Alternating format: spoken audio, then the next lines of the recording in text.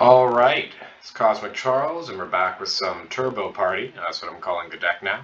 That makes more sense because I'm, turboing out the Goblin War Party. And I also really like the name. It's like a surfer type thing. Anyway, I've been having a lot of fun with Turbo Party lately. This league is from a couple weeks ago. I have since made some changes to the deck based on this league here. Particularly, I've upped the number of Avenging Hunter. And after the league, at the end of the video, I'll show what I'm currently running. And I've had just back-to-back 4-1s, and each one's just been a heartbreaker. I almost 5-0'd today before I filmed this video, but I didn't play around Electrickery. I tried to play around, I tried to kill them on turn 2, but had I just gone more Party Entwined, I likely would have 5-0'd. But, oh, heartbreakers all around. So let's check out this league and see how we did.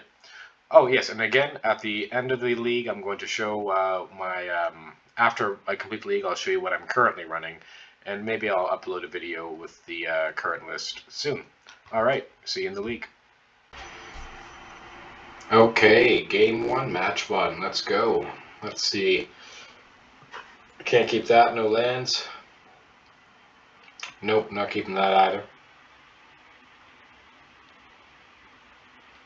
This hand is a lot of mana, so maybe you can get there. Alright, let's check her out. So I play a Sandstone Needle, and our opponent goes Great Furnace into Goblin Tomb Raider. I just go Hickory Woodlot, and they get in for 2. So I can Avenging Hunter here. Let's see if that's good enough. I can Avenging Hunter plus Goblin Bushwhacker, that's right. So that's pretty good. And I get in for 8. Of note, our opponent's on the Black-Red Madness burn, not a regular burn. They go Vampire's Kiss, and they Galve my Dragon. They take the Monarchy. Let's see. Well, I have the Goblin Bushwhacker to take it back, but it's not looking good because I just drew some more mana. However, I can always draw like a, what's it called? Goblin War Party and get back into it. And my Goblin Bushwhacker is now a 3/3. They go Faithless Looting, and they get Kitchenip plus Fiery Temper. They Fiery Temper me, they land a Kitchenip, and they get in for 4. Pretty solid.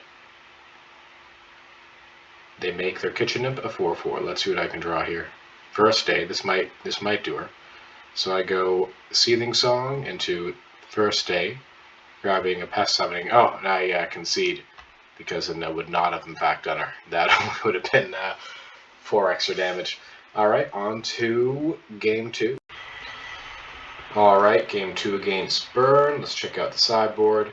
I took out a Desperate Ritual, 2 Avenging Hunter, and a Forest, and I brought in 4 copies of Mutagrowth. Alright, let's see how we did. So this is very keepable, has a lot of potential. It needs some work to be like lethal, but it can go places. I'll play a Sandstone Needle, and they'll go Mountain into Goblin Tomb Raider. No haste. So I decide to go for it here while they're tapped out, rather than wait any longer, because it's not good. It's pretty difficult to get a lot with this Goblin Matron, so it's kind of better just to go early and hope to go again a second time, because you can just use a cheap Goblin Matron, and like a double Bushwhacker does a fair bit. I go Goblin Narcomancer, making me wish actually I held back on that Goblin Matron, because that would have allowed me to play many more Goblin Matrons. And they get in for 4, and I get in for 4. It looks like they don't have too much removal. They go Voldaren Epicure, and they go Rakdos Carnarium, and that's an Alms of the Vein. I get in for 4. And I don't play this Narcomancer because I want my lands. I'm not convinced that a 2/2 and a 1/1 can go all the way. So I'm just going to hold it back. And they get in for 2. I block the 1/1. And that should just about do it, because I can give my Anarchomancer haste as well, and I can come in with a... This is only 7, but I mean, they need to kill me next turn now. They're down to 1, and they concede. Alright, on to game 3. Alright, game 3. I don't think I changed my sideboard at all, or maybe I did. No, still that way. I no longer take out 2 Avenging Hunter, by the way. I think maybe I started changing that during this league. Okay, let's see how we did. I think it's keepable. Let's see if I agreed. I did. So again, it needs some work, but I just need some big mana here. Big mana or a, what's it called? An Anarchomancer. So I guess the plan here is maybe just go Goblin Matron, grab a Anarchomancer. Yeah, that's what I'm doing. Goblin Matron, grab an Anarchomancer. I grabbed the Anarchomancer because I can probably set up, like, get 2 mana out of it, even if they were to be able to kill it. And I know I'll at least get 1, whereas the Nameseeker Goblin can completely fizzle. And they swing in for 2. Of course, I do have this Mutagrowth, but they had Metalcraft for it. There's Goblin Matron. I'm going to grab a Nameseeker Goblin. Nameseeker Goblin adds that, and so I could have... So there they go. So this opponent, I think I played against him before, because they knew to wait until that, so like I wouldn't be able to entwine it, just like both the Goblin and Archomancer, so I'm mana locked. However, I had the Mutagrowth. Had they had a Galvanic Blast, though, that would have been effective. Okay, on to game 3. Okay, match 2. We're against Spock Vita Loca. They're usually a UX tempo player, so my expectations were not very high going into this. Let's see. That is keepable. So I'll keep that. This is a turn 2 a turn 3 Avenging Hunter, unless I draw an untapped source of mana, which I do. So I go Seething Song into Manamorphose into Avenging Hunter. And I was happy to see that, because this is like UX as well, so this is a really effective strategy against them. They'll go Augur Bolas into Skred. I can forge into my Avenging Hunter to stay out of Skred range a little easier. And I decide just to get in here instead of going Goblin Desperate Ritual or anything, because Desperate Ritual wouldn't give me enough mana. Like, yes, I could go double Bushwhacker, but I kind of want to save that. With my matrons on the battlefield. Maybe I should have just gone double. Who knows? Anyway, I decided just to splice a Desperate Ritual. They don't counter it, so that's crazy.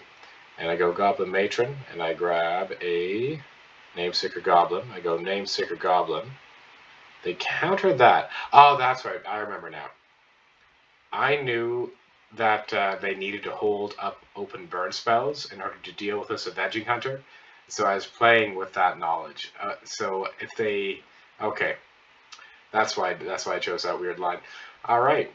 Okay, on to game 2. Okay, game 2. Let's check out that sideboard. So I took out 2 First Day, 2 Desperate Ritual, and 2 Goblin War Party for 4 Pyroblast and 2 copies of Avenging Hunter.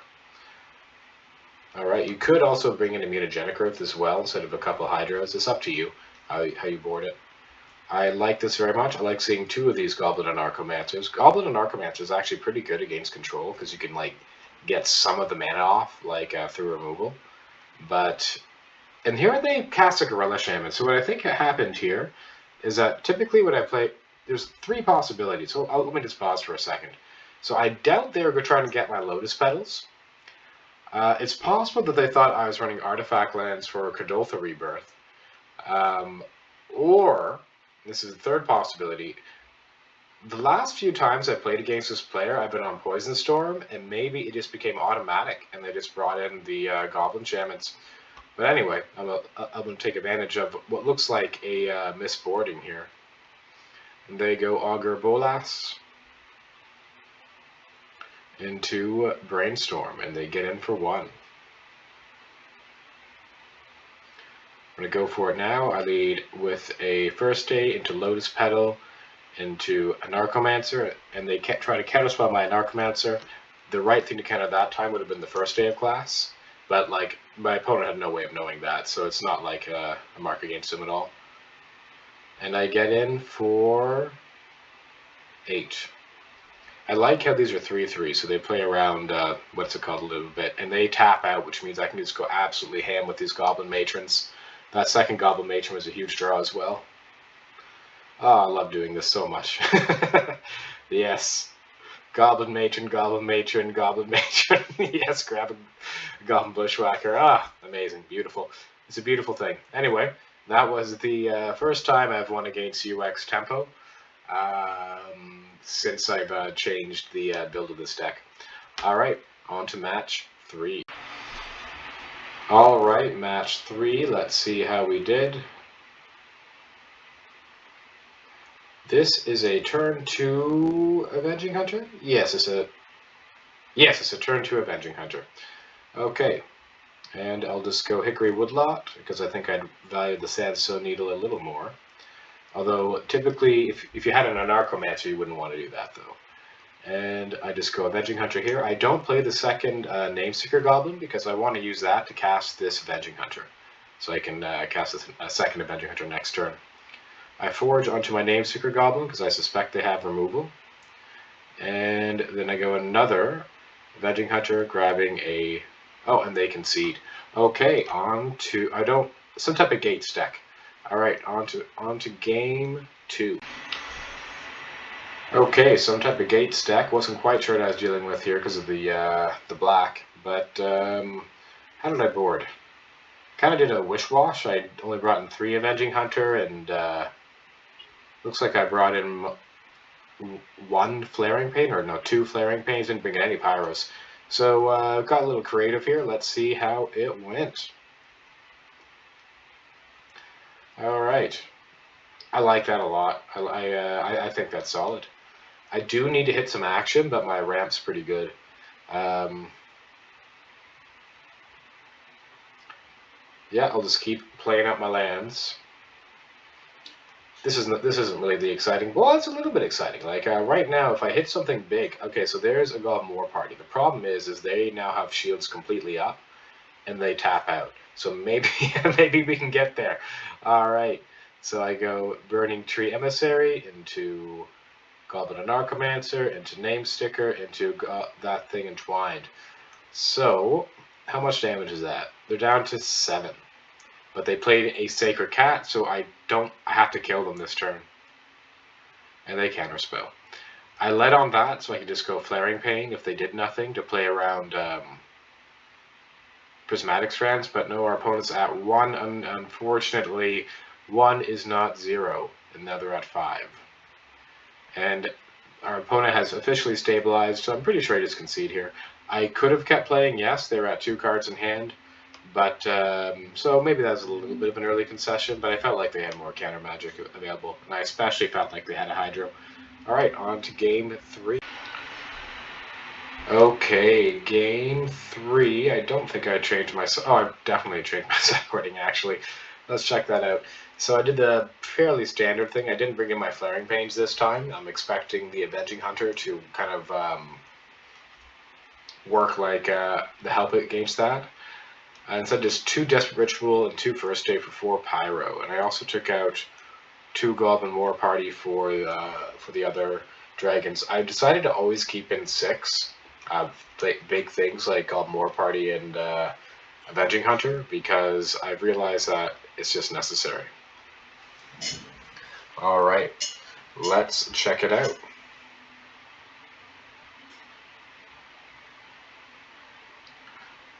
I'll keep this. It's pretty good. It kind of loses to a Hydro, but let's see if they had a Hydro. Alright, there's Mountain. And they go Seagate. I go Mountain. Oh, this is good. So I guess what I'll do is I'll just go Name Sticker Goblin here. Oh, no, I don't. I think it would have been better to go Name Sticker Goblin, Goblin Bushwhacker kicked. But, oh, I see. I'm trying to get an Avenging Hunter on the battlefield. That's why. Yeah, okay, that makes sense. So I go Avenging Hunter, and I grab a Mountain. I get in for 6. They go Basilisk Gate, and they swing in for 5. I take it. One of the reasons why I like the initiative is that it encourages opponents to attack, so it reduces blockers. I just go Avenging Hunter again, but Goblin and Archomancer into Avenging Hunter, so I can just get that 2 damage on right away. And also to stop them from forging. And they're at 3. And they swing in for 6, I take it. And they put 2 counters on their Sacred Cat, but I can just go Goblin Bushwhacker here. They counter, it doesn't matter because I'll just swing in. By the way, I could have gone first day of class into the Goblin Bushwhacker, but I don't think it really mattered there. Alright, on to match 4. Okay, match 4 against Boom Bust. Let's see how we did. Yeah, I guess I'll keep that. That has potential. And I play Hickory Woodlot and pass the turn. They go Ancient Den into Novice Inspector, so it looks like we're up against Affinity, or Glitters. They go, oh, it's not Affinity, it's whatever that is. They got Sporosynth. I go Manamorphose into Goblin and Archomancer, and I chain a bunch of rituals into a Matron, into a Namesacre Goblin, into an Avenging Hunter, into a Goblin War Party, Entwine. So that's a pretty good turn 3 there. And I get in. I wonder if that's lethal. Let's find out.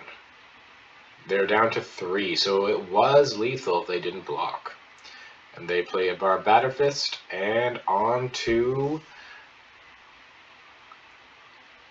game 2. Alright. Alright, game 2 against Boom Bust, and I took out 2 Desperate Ritual and 2 First Day of Class for 4 copies of Mutagenic Growth. Alright. Let's see here.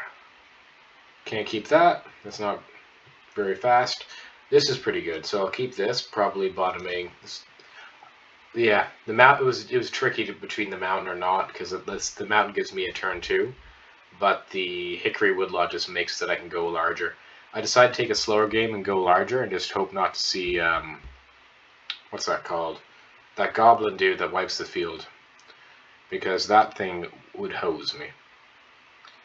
It's also a reason to bring in Avenging Hunter. Anyway, they have the Galv Blast. I don't have the... Well, Mutagenic Growth wouldn't even have saved me there. They go Synth into draw a card. Let's see what I draw. I go First Day into BTE. It's 5. And then I go Pest Summoning. And then I go Goblin War Party, making 3 1/1s, and a Goblin Bushwhacker. So I put 6 creatures on the battlefield after that first phase. That's pretty sweet. And I get in for a bunch. It's like 8 2/2s and a 3/3. And they take 12. But I was swinging in for 18.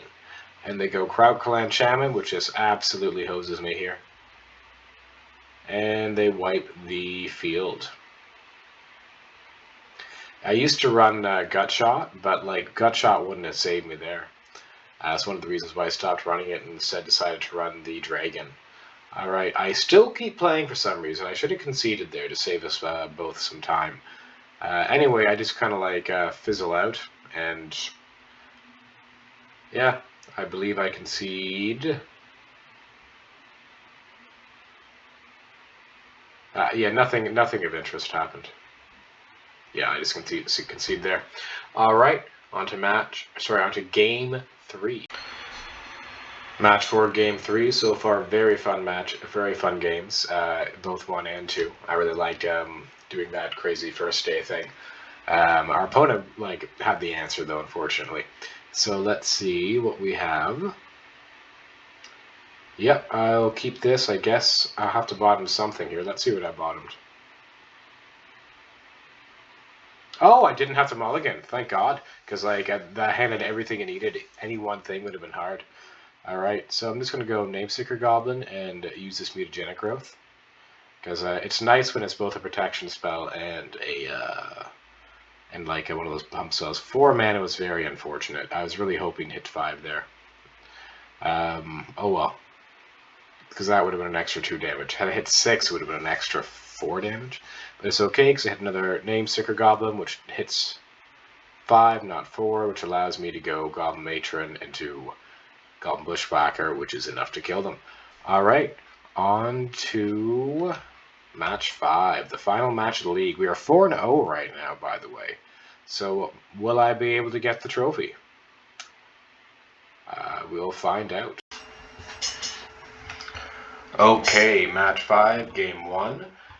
We are undefeated so far, so let's see how we did. Okay, match 5, game 1. Let's see what we kept. Yeah, so this is a risky hand. You could keep this, really there's just no payoff. Unfortunately, so I'm going to ship it back. Did I keep it? Let's see. I did not. I mulligan, but no lands. No mana in that hand. See if I can get a good 5. I wanted a multi-4 once with this. And oof, looks like I'm going for a 4 again. I can't keep that one either. So we're going to 4. How we do, unfortunately. And my plan is to go Hickory Woodlot, BTE, Desperate Ritual, Goblin Bushwhacker. That's probably not enough, especially because we're against Ponza. I do have a non-Arcomancer. Ponza. Yeah, and they destroy my land. This is Ponza, the fun police.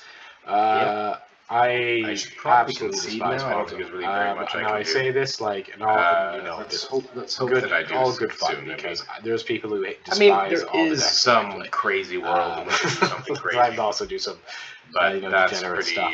I will say this: they get blind hits way more than I do. Ponza, the fun police, they got us game 1. Let's see if we can. Some of you out there are getting. Okay, match 5, game 2 against Ponza. And let's see here. I don't think I boarded. Yeah, there's no real board for it. You just have to hope to be faster than they are, which you will be if they don't have turn 2 land destruction. So I'll keep this. It's a little risky, but because I don't think I have, I'm prepared against turn 2 land destruction here. But that helps a lot, so I can go Manamorphose, red-green. That really helps. So now I can go Manamorphose, red-green, Desperate Ritual, Goblin Matron, grabbing Nameseeker Goblin, and BTE. Oh, I discarded, I guess the Hickory Woodlot, and I got lucky with my draw there. And I swing in for a bunch. And they concede. Alright, on to game 3. This will be for the 5-0, the trophy. Okay, match 5, game 3. I kept my sideboard the same. So this is a turn 2 Avenging Hunter. So I'm keeping it. Problem is, I'm on the draw. So if they have turn 2 land destruction, I'm probably out of it. Unless I draw another untapped source, in which case I can still go for it because of this BTE, so it's pretty good. My best draw would probably be an untapped land, so I can still play around turn 2 land destruction. Like, there's the Arbor Elf. They could have it. I go Hickory Woodlot. Oh, there's Utopia Sprawl, so that means they can play any land destruction spell. And they Ponza me. Oh, wow. There's Wild Growth. And now Avenging Head becomes less good as time goes on. So I decide to just try and hit it here. I have another draw step. Is it untapped? No. That's unfortunate. You could have argued that maybe I should have been a little more patient, but I don't know. I think that was my window, and we just missed. Alright, so unfortunately it looks like I am going to be going 4-1, but that's still better than 3-2, so no trophy yet. Ponza had to, come in and rain on everyone's parade. But, that's what Ponza does. Alright, have a good one.